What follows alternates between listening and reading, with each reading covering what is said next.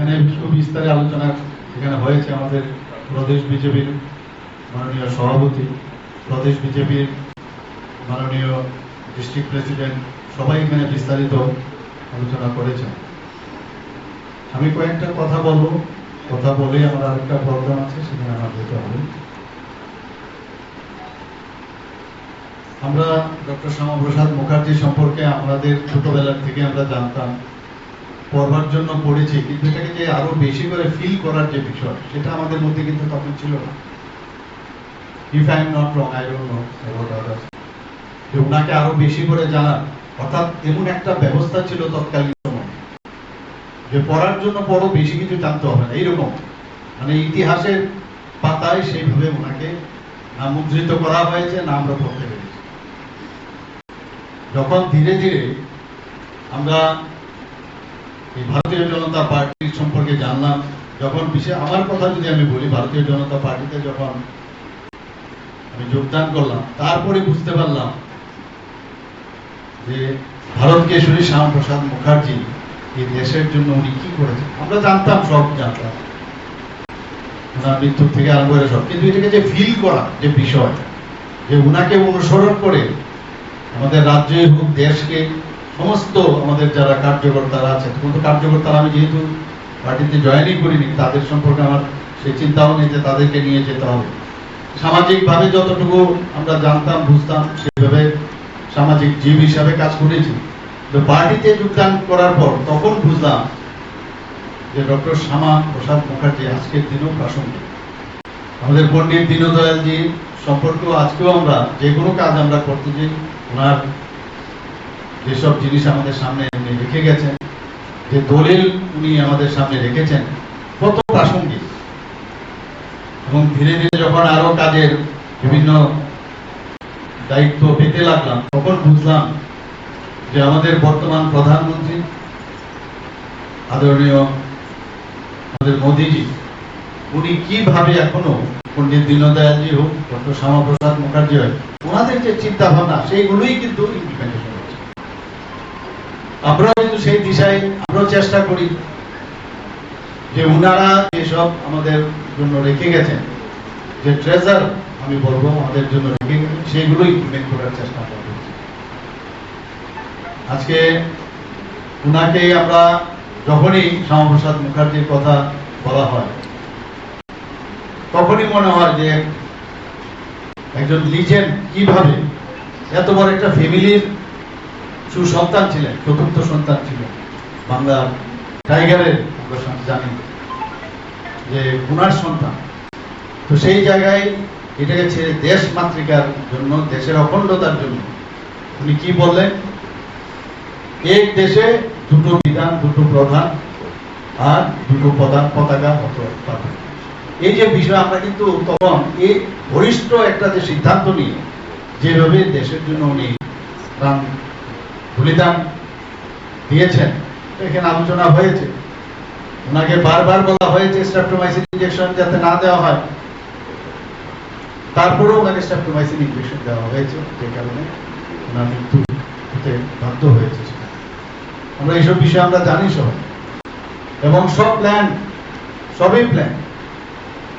এখান থেকে যখন উনি জম্মু কাশ্মীরে যখন প্রবেশ করেন, তাকে অ্যারেস্ট করা হয় এবং এমন এক জায়গায় রাখা হয়েছে, একটা অস্বাস্থ্যকর পরিবেশ, সেখানে ওনাকে রাখা হয়েছে এবং সব প্ল্যান করে এগুলো করা হয়েছে, সবাই জানে। তো আজকের এই ওনার এই জন্মদিনে ওনার প্রতি আমাদের শ্রদ্ধা নিবেদন করা উচিত সবাই মিলে, এবং ওনাকে শুধু আজকের দিন না, আমরা সব সময় যাতে ওনার যে চিন্তা ভাবনা সেগুলো নিয়ে আমরা আমাদের মাঝে মাঝে আমাদের কার্যকর্তাদের এই বিষয়গুলো নিয়ে কিন্তু বারবার এই ধরনের নিজের ব্যক্তিদের সম্পর্কে বলা উচিত। তবেই আমরা কিন্তু একসাথে আমরা থাকতে পারি।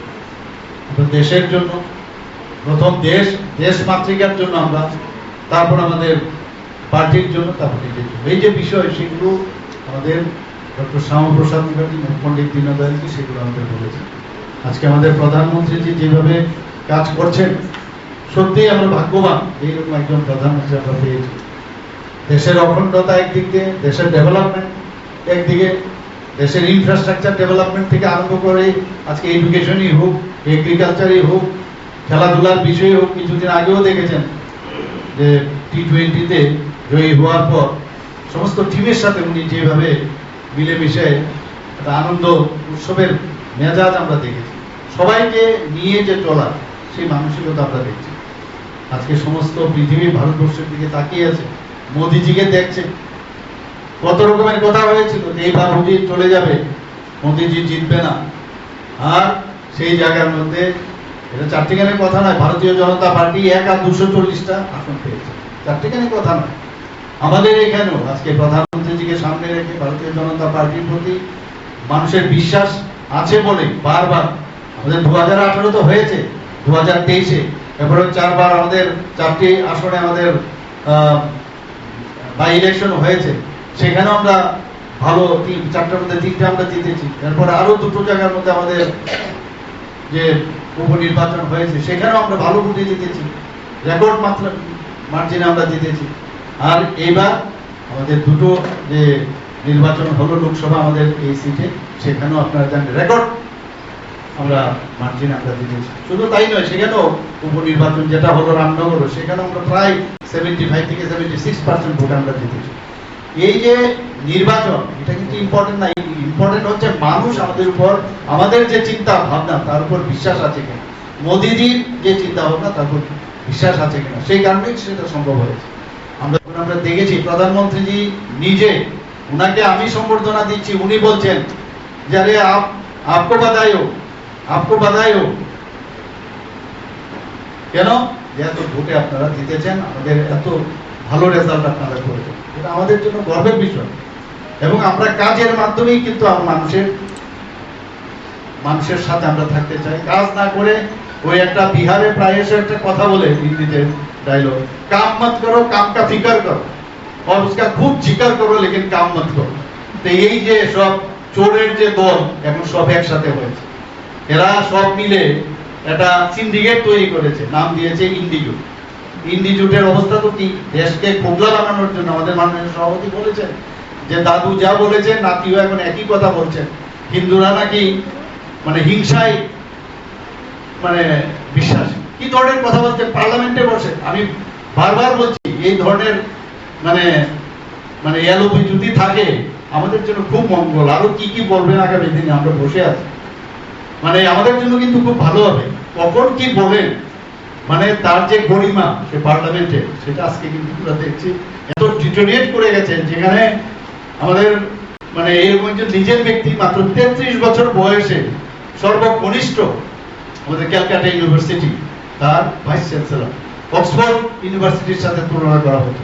যেখানে উনি যান সেখানে উনার নাম, যেখানে যে পরীক্ষা দেন ফার্স্ট ফার্স্ট ফার্স্ট, এরকম একজন ব্যক্তি, যেটা আমাদের ডিস্ট্রিক্ট প্রেসিডেন্ট করার চেষ্টা করেছেন, যে যখন যে জায়গায় গেছেন ওনাকে কি আমরা সমাজ সুধারক হিসাবে চিন্তা করব, সমাজ সেবী হিসাবে চিন্তা করব, না মিনিস্টার হিসাবে চিন্তা করব, না একজন শিক্ষক হিসাবে চিন্তা করব?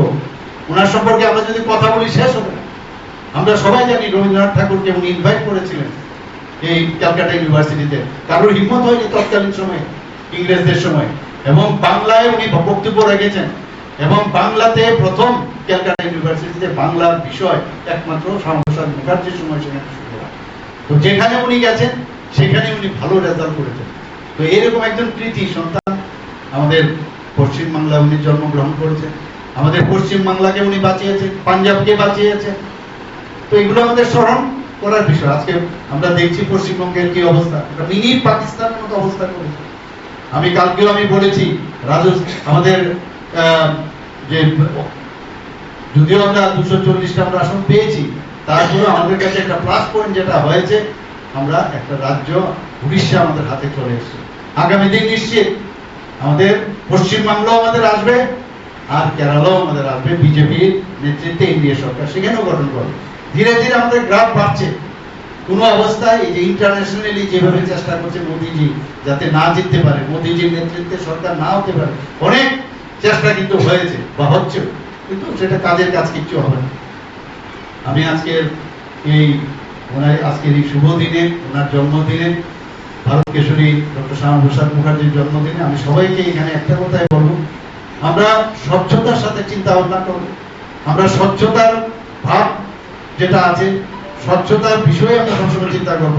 আমাদের সভাপতিজি বলছেন যেভাবে স্বচ্ছতার সাথে আমাদের মোদীজি আমাদের কেন্দ্রীয় সরকার চালাচ্ছে, আমরাও চেষ্টা করছি ত্রিপুরা সরকারকে চালানো।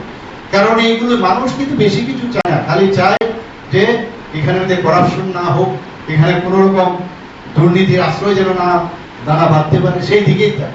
তবেই আমাদের সরকার কিন্তু অনেক দিন চলবে। আমরা দেখেছি জোট আমল, আমরা সবাই জানি জোট আমলের অবস্থা। মানুষ কিন্তু চেয়েছিল কমিউনিস্ট থেকে নিষ্কৃতি পাওয়ার জন্য, দিয়েছিল সুযোগ, কিন্তু দেখলাম আমরা কি সেই জোট আমলেও সে একই অবস্থা। মানে সেই সিপিএম এর যে অবস্থা ছিল তার থেকে আরো বেশি, যে কারণে মানুষ আবার সিপিএম কে নিয়ে এসেছে, সাবস্টিটিউট ছিল না। এবং আমরাও সেভাবে চাই যে আমরা এমন সব কাজ করে যাই যেটা সারা জীবন মানুষ মনে রাখবে, মোদীজিকে মনে রাখবে, ভারতীয় জনতা পার্টিকে মনে রাখবে। 1951 সনে যখন জনসংঘের প্রতিষ্ঠাতা আমাদের ভারত কেশরী শ্যামাপ্রসাদ মুখার্জি সেটা প্রতিষ্ঠিত করেছিল, কেউ ভাবেনি যে বিজেপি এখানে আসবে। 1980 সনে আবার অটল বিহারী বাজপেয়ী জি সেটাকে নাম চেঞ্জ করে আবার মানে ভারতীয় জনতা পার্টি নাম দিয়েছেন। আজকে কোথায় কে সেই ছোট যে আমাদের চারা গাছ সেটা পুঁতেছিল, আজকে আমরা তার সুফল আমরা পাচ্ছি। এটা কিন্তু আমাদের বুঝতে হবে যে যাদের আমাদের কারণে আজকে আমরা এই জায়গায় এসেছি তাদেরকে সব করা। সে ডক্টর শ্যামাপ্রসাদ মুখার্জি তো আছেনই, আমাদের মধ্যেও যারা কাজ করে গেছেন এখানে আমাদের রাজ্যতেও যারা কাজ করেছেন তাদেরকে আমাদের সবসময় স্মরণ রাখা উচিত। হতে পারে অনেক সময় অনেক বিষয়ে তাদের সাথে মতানৈক্য হয়, কিন্তু আমরা যদি আলোচনা করি আর ডক্টর শ্যামাপ্রসাদ মুখার্জিকে সামনে রেখে ওনাদের সাথে কথা বলা উচিত যে আপনারা এরকম ব্যক্তিরা, আপনার আদর্শ নিয়ে আপনারা কাজ করেছেন, পণ্ডিত দীনদয়ালজির আদর্শ নিয়ে আপনারা কাজ করেছেন, আপনারাও ওনাদের মতো কথা বলেন, তবে আমরাও আপনাদেরকে স্মরণ রাখবো। এবং সেইভাবে ভারতীয় জনতা পার্টি একটা টিম হয়ে আগামী দিন এই রাজ্যকে আমরা পরিচালিত করব, মানুষের জন্য সামাজিক কাজ করব, বিভিন্ন সময় বিভিন্ন যে সমস্যাগুলি আছে সেই সমস্যার সমাধান নিয়ে আমরা মানুষের কাছে যাব। আমার অত্যন্ত ভালো লাগছে এখানে আমার প্রাক্তন উপমুখ্যমন্ত্রী যে এখানে এসছেন, উনি ভাবছেন যে আরে কি বলছেন, আমি তো আরো অনেক বেশি জানি। যাই হোক, আমার তারপরও আমার একটা সাহস করে আমি কিছু বললাম। সবাইকে আমি ধন্যবাদ জানিয়ে আমি আমার বক্তব্য শেষ করছি। কাজে আমার বক্তব্য বেশি দীর্ঘায়িত না করে মাননীয় মুখ্যমন্ত্রীর কাছ থেকে আমরা শুনব। আমরা সবাই জানি যে শ্যামাপ্রসাদ মুখার্জি, স্যার আশুতোষ মুখার্জি, যিনি আমাদের বাংলার বাঘ হিসাবে চিনি, ওনার সুযোগ্য পুত্র, পড়ালেখায় বিষয় জ্ঞান উনি অর্জন করেছেন এবং সবচেয়ে কনিষ্ঠ ভাইস চ্যান্সেলর হিসাবে উনি দায়িত্ব ভার গ্রহণ করেছিলেন কলকাতা বিশ্ববিদ্যালয়ের মতো সেই সমস্ত জায়গায়। তো সেগুলি আমরা সবাই জানি, অনেকেই জানি। এবং 23শে জুন ওনার বলিদান হয়েছিল কাশ্মীরে, সেই সম্পর্কেও আমার পূর্ববর্তী বক্তা বলেছেন। গত এপিসোডে যখন আমরা বলিদান দিবসে আমরা সমবেত হয়েছিলাম, তখনও এই শ্যামাপ্রসাদ মুখার্জির রাজনৈতিক জীবন সম্পর্কে আপনাদের সামনে আমি সুবিস্তারিত আলোচনা করছি। আমি একটু অন্য প্রেক্ষাপটে আপনাদের সামনে উপস্থাপনটা করছি, কারণ এই যে শ্যামাপ্রসাদ মুখার্জি নিয়ে আমরা যতই আলোচনা করি, আজকের প্রেক্ষাপটে এই শ্যামাপ্রসাদ মুখার্জির যে অবদান সেটা আমাদের কাছে সবচেয়ে গ্রহণযোগ্য। গত কয়েকদিন আগে আমাদের সংবিধানের সবচেয়ে বড় পীঠস্থান পার্লামেন্টে দাঁড়িয়ে বিরোধী দলনেতা উনি বলছেন যে এই ভারতবর্ষে যারা হিন্দু তারা সহিষ্ণু, তারা মিথ্যাবাদী, তারা অত্যাচার করে, এবং কয়েকটা মিথ্যা প্ররোচনা, মিথ্যাভাবে সেখানে পার্লামেন্টে সেখানে উনি বক্তব্য রেখেছেন। শুধু তাই নয়, আমাদের দেশের সেনাবাহিনী নিয়ে প্রশ্ন তুলেছেন, আমাদের যারা অন্নদাতা তাদের নিয়ে আলোচনা সেখানে তুলে ধরেছেন। তো কাজেই এই যে আলোচনা উনি রেখেছেন, এই আলোচনা থেকে আমরা একটা জিনিস পরিষ্কার হতে পারি যে আজকে হয়তো বিরোধী দলনেতা রাহুল গান্ধী এই কথাটা বলছেন, কিন্তু তার শুরুয়াত হয়েছিল সেই জওহরলাল নেহরুর সময় থেকেই তার শুরুয়াত হয়েছে। কারণ আমরা সবাই জানি যে ভারতবর্ষকে স্বাধীনতার পর দুই ভাগে ভাগ করা হয়েছে, হিন্দুস্তান আর পাকিস্তান। কেন ভাগ করা হয়েছিল, কার স্বার্থে ভাগ করা হয়েছে? আর যখন আমাদের গান্ধীর কাছে, মহাত্মা গান্ধীর কাছে যখন সবাই গেল বা শ্যামাপ্রসাদ মুখার্জিও গেল, তখন বলা হয়েছিল যে যদি ভারত ভাগ হয় তাহলে আমার লাশের উপর দিয়ে ভাগ হবে। কিন্তু তা সত্ত্বেও এই ভারতকে হিন্দুস্তান পাকিস্তান ভাগ করা হয়েছে। আমরা সবাই জানি সেই ইতিহাসটা। শুধু জিন্না এবং জওহরলাল নেহরু কে দেশের প্রধানমন্ত্রী হবে, দুইজনকে খুশি রাখার জন্য সেদিন হিন্দুস্তান এবং পাকিস্তান হিসেবে ভাগ করা হয়েছে। এইবার ভাগ হয়েছে, ঠিক আছে, কি শর্ত হলো যে হিন্দুস্তানে যারা মুসলিমরা আছে তারা পাকিস্তানে যাবে, আর পাকিস্তানের হিন্দুরা হিন্দুস্তানে আসবে। এই অদল বদলের সময় যখন একটা বিরূপ প্রতিক্রিয়া সারা ভারতবর্ষে, পাকিস্তানে, হিন্দুস্তানে দেখা দিল, এটা রায়টের মতো দেখা দিল, তখন এটা বন্ধ হয়ে গেল। তখন জওহরলাল নেহরু বলছেন যে না, ভারতবর্ষ হিন্দুস্তান, ভারতবর্ষ আর ভারতবর্ষ গণতান্ত্রিক, মানে সমস্ত সমধর্ম সমবর্ণ মানুষের বসবাস এখানে হবে। আমরা সেদিন ভারতবাসীরা মেনে গেছিলাম। তাহলে এই যখন এই ভারতবর্ষ হিন্দুস্তান পাকিস্তান ভাগ হয়েছিল, কিন্তু তারপরও এই জওহরলাল নেহরুর যারা সঙ্গীরা, জওহরলাল নেহরুরা, এই কুচক্রীরা আবারও দেশকে ভাগ করার জন্য প্রস্তুতি নিল। যেটা আমরা সবাই জানি যে কাশ্মীরে 370 ধারা, একটা সম্প্রদায়কে সেখানে যাতে সুযোগ সুবিধা দেওয়া যায় 370 ধারা সেখানে দেওয়া হয়েছে। এবং আরো বেশি করে আমাদের পাঞ্জাব, আমাদের রাজস্থান, কর্ণাটক এবং আসাম এবং বাংলা, আমরা যেটা পশ্চিম বাংলা এখন জানি, সেইগুলিকেও সেই পূর্ব পাকিস্তান বা কোনোটা পাকিস্তান, মানে দেশকে ভাগ করার একটা ছক পরিকল্পনা সেই সময় গৃহীত হয়েছিল। আজকে রাহুল গান্ধী যেটা বলছে, তার পূর্বপুরুষরা সেই সময় সেই পরিকল্পনা করে রেখেছিল। আজকে তার প্রতিফলন আমরা দেখতে পাচ্ছি। তাহলে আমাদের এই ভারত কেশরী ডাক্তার শ্যামাপ্রসাদ মুখার্জি যখন আমরা আলোচনা করি, এই ভারত কেশরী ডাক্তার শ্যামাপ্রসাদ মুখার্জির মূল একটাই যে দাবি ছিল, সেটা হলো ভারতের অখণ্ডতা। আজকের এই প্রেক্ষাপটে দাঁড়িয়ে আমাদের কাছে সবচেয়ে তাৎপর্যপূর্ণ হলো এই যে অখণ্ডতার কথা আমাদেরকে পাঠ করিয়েছেন ভারত কেশরী ডাক্তার শ্যামাপ্রসাদ মুখার্জি, যার জন্য উনাকে বলিদান হতে হয়েছিল। আর উনারই যে সৃষ্টি যে দল, সেই দল আজ ভারতীয় জনতা পার্টি দেশের ক্ষমতায় রয়েছে।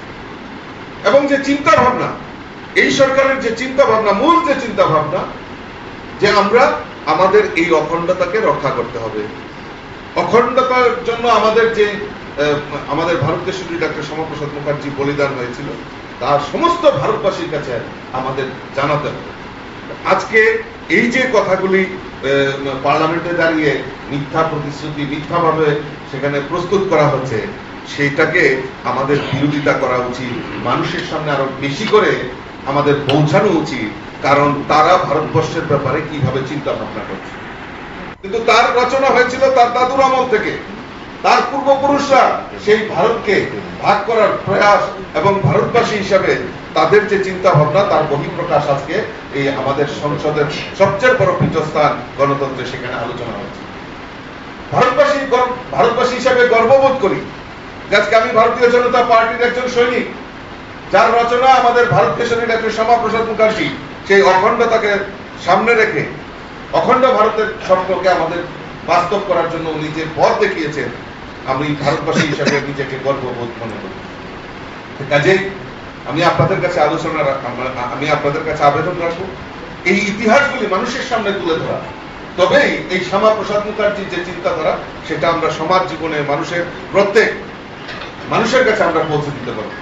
কারণ আমাদের আগামী প্রজন্ম দেখুন কিভাবে আমাদেরকে বিপথে পরিচালিত করেছে। আমরা ভারতবাসী হিসেবে আমাদের লজ্জা থাকা উচিত যে আমরা আমাদের ভারতীয় সংস্কৃতি এবং কৃষ্টি আমাদের কাছে যে ইতিহাসটা রাখা হয়েছিল সেই ইতিহাসটা বিকৃত ইতিহাস। এটা কই বাবর আকবর তাদের ইতিহাসটাকে আমাদের কাছে বেশি করে রাখা হয়েছিল, যাতে আমরা আমাদের আগামী প্রজন্ম বা আমরা যারা প্রজন্ম আমরা যাতে ওই ভারতবর্ষের অখণ্ডতা এবং ভারতীয়ত্ব বোধের থেকে আমরা বিচ্যুতি ঘটি। কিন্তু 2014 সালে দেশের প্রধানমন্ত্রী নরেন্দ্র মোদীজি আসার পর যে ইতিহাস বিকৃত ইতিহাসটা আমাদের সামনে রাখা হয়েছিল সেই ইতিহাস থেকে ধীরে ধীরে ধীরে ধীরে বিলুপ্তি ঘটিয়ে ভারতের কৃষ্টি সংস্কৃতি ভারতীয়ত্ব ইতিহাস সেটাকে সামনে রাখার একটা প্রয়াস করছে। আজকে ভারতের ডাক্তার শ্যামাপ্রসাদ মুখার্জির যে চিন্তাধারা সেই চিন্তাধারাকে বিলুপ্তি মানে সেটাকে পিছনে রাখা হয়েছে। উনার মৃত্যুকে আজ পর্যন্ত এই উনার যে মৃত্যু হয়েছে তার জন্য কারা দায়ী? উনার মা বারবার চিঠি লিখেছিলেন তৎকালীন প্রধানমন্ত্রী জওহরলাল নেহরুকে যে আমি জানতে চাই কি কিসের জন্য কে মৃত্যুর জন্য দায়ী রয়েছে। কারণ স্বাধীন ভারতে প্রথম যদি শহীদ হয়ে থাকেন তাহলে ভারতের শহীদ ডাক্তার শ্যামাপ্রসাদ মুখার্জি।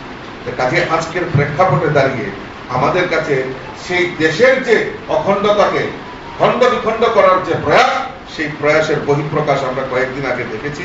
আমি আপনাদের কাছে অনুরোধ রাখবো আমরা শক্তিশালী হতে হবে। আমাদের যে প্রজন্ম আগামী প্রজন্মের কাছে আমাদের রাখতে হবে যে কিভাবে এই দেশকে বিকৃত করা, দেশের মানুষের সঙ্গে মানে হাসি মজাকের মাধ্যমে মানুষকে বিচ্যুতি করা। আর তাদের একটাই উদ্দেশ্য, ওই গান্ধী পরিবারের একটাই উদ্দেশ্য, দেশ গুল্লামে যায়, দেশ বাড়মে যায়, আপনা হোনা চাই। নিজের কি হয়েছে নিজের, কারণ ওই দাদুর যে চরিত্র যে নিজে প্রধানমন্ত্রী হতে হবে, তাই ভারতকে ভাগ করতে হবে। এই যে চিন্তা ভাবনার বহিঃপ্রকাশ এখনো রয়েছে। আমি আপনাদের কাছে অনুরোধ রাখবো যে আগামী প্রজন্মকে আমাদের তৈরি করতে হবে। এই শ্যামাপ্রসাদ মুখার্জির যে চিন্তাধারা সেই চিন্তাধারাকে আমরা সবার সম্মুখে আমাদের নিয়ে সেটা উপস্থাপন করতে হবে। কারণ আগামী প্রজন্ম আগামী দিন আমাদের এই ভারতকে রক্ষা করার জন্য তারাও অগ্রণী ভূমিকা পালন করবে। কাজেই আমার আলোচনা বেশি দীর্ঘায়িত করছি না। আরেকটা পয়েন্ট আমি না বলে আমি সরতে পারছি না, সেটা হলো আমাদের যে বর্তমান যে ব্যবস্থা, বর্তমান যে সরকার, চাহে কেন্দ্রীয় সরকারই হোক চাহে রাজ্য সরকারই হোক, যে মানসিকতা, আমি অবাক হয়ে যাই যে আজকে থার্ড টাইম মোদিজি আমাদের দেশের প্রধানমন্ত্রী হয়েছে। তার আগে 10 বছর উনি কন্টিনিউ প্রধানমন্ত্রীত্ব ছিলেন। আমি অবাক হয়ে যাই একটাই জিনিস, যে এখন পর্যন্ত একটাও দুর্নীতি খবর আমরা দেখতে পাই। আমাদের এই রাজ্যেও আমাদের প্রায় 6 বছরের উপর সরকার হয়েছে, একটাও মন্ত্রী বা আমাদের যারা নেতৃত্ব তাদের দুর্নীতির কোন রকম খবর, মানে দুর্নীতির সঙ্গে জড়িত কোন রকম ইনফরমেশন আমাদের কাছে। কেন? কারণ আমাদের যে চলার পথ, আমাদের এই ভারত কেশরী ডাক্তার শ্যামাপ্রসাদ মুখার্জি, পণ্ডিত দীনদয়াল উপাধ্যায়জি একটাই কথা বলেছেন, সেখানে ইকোনমিক ইনফ্রাস্ট্রাকচার অফ ইন্ডিয়া সেই সম্পর্কে ভীষণভাবে আমাদের একাত্মক মানববাদে সেই জিনিসগুলি উল্লেখ আছে। আর আমাদের সরকার, আমাদের চাহে কেন্দ্র হোক রাজ্য হোক, আমাদের সরকার সেই একাত্মক মানববাদের উপর যে আমাদের ইকোনমিক স্ট্র্যাটেজি আছে তার উপর নির্ভর করে আমাদের সরকার পরিচালিত হচ্ছে। নাইলে আপনারা চিন্তা করে দেখুন, মোদিজি আসার পর এত গরিবদের জন্য এত স্কিম নিয়েছে। আজকে এখন পর্যন্ত প্রায় 80 কোটি লোককে বিনা পয়সায় সেখানে চাল দেওয়া হচ্ছে।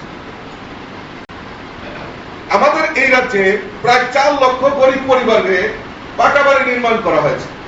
আয়ুষ্মান কার্ড 5 লক্ষ টাকা পর্যন্ত গরিবদের চিকিৎসার দায়ভার। আজকে আমাদের বিভিন্ন পরিকল্পনার মাধ্যমে আরো দেশের প্রধানমন্ত্রী নরেন্দ্র মোদীজি তৃতীয়বারের প্রধানমন্ত্রী হওয়ার আগে ওনার প্রতিশ্রুতি ছিল যে আবারও সরকার গঠিত হলে 3 কোটি গরিবকে পাকা বাড়ি নির্মাণের ব্যবস্থা করবে, এবং ফার্স্ট ক্যাবিনেটে সিদ্ধান্ত নিয়েছেন যে 3 কোটি গরিব মানুষকে আরো পাকা বাড়ি নির্মাণ করবে। এই যে গরিবদের জন্য করা হচ্ছে এত কিছু, আর আমাদের এই রাজ্যেও যে সরকার, সেই সরকার গরিবদের জন্য সামাজিক ভাতা 2000 টাকা করে গরিবদের জন্য মাননীয় মুখ্যমন্ত্রী উনি পরিকল্পনা করেছেন মুখ্যমন্ত্রী জন আরোগ্য যোজনা, যারা আয়ুষ্মান কার্ড থেকে বঞ্চিত হয়েছে তাদেরকে চিকিৎসার দায়ভার রাজ্য সরকার 5 লক্ষ টাকা পর্যন্ত মুখ্যমন্ত্রী কাঁধে তুলে নিয়েছে। আরো নানাবিধ প্রকল্প এখানে নেওয়া হচ্ছে যে গরিবদের ডেভেলপমেন্টের জন্য। তো তার মূল কারণ কোথায়? এইভাবে গরিবদের জন্য করা হবে, তো গরিবদের সেখানে আর্থিক তো মানে দরকার, অর্থনৈতিক বুনিয়াদ তো শক্তিশালী হওয়া দরকার। অর্থনৈতিক বুনিয়াদ ভারতবর্ষে এখন শক্তিশালী, যেটা আমরা সবাই জানি যে 5 নম্বর স্থানে রয়েছে সারা বিশ্বের মধ্যে।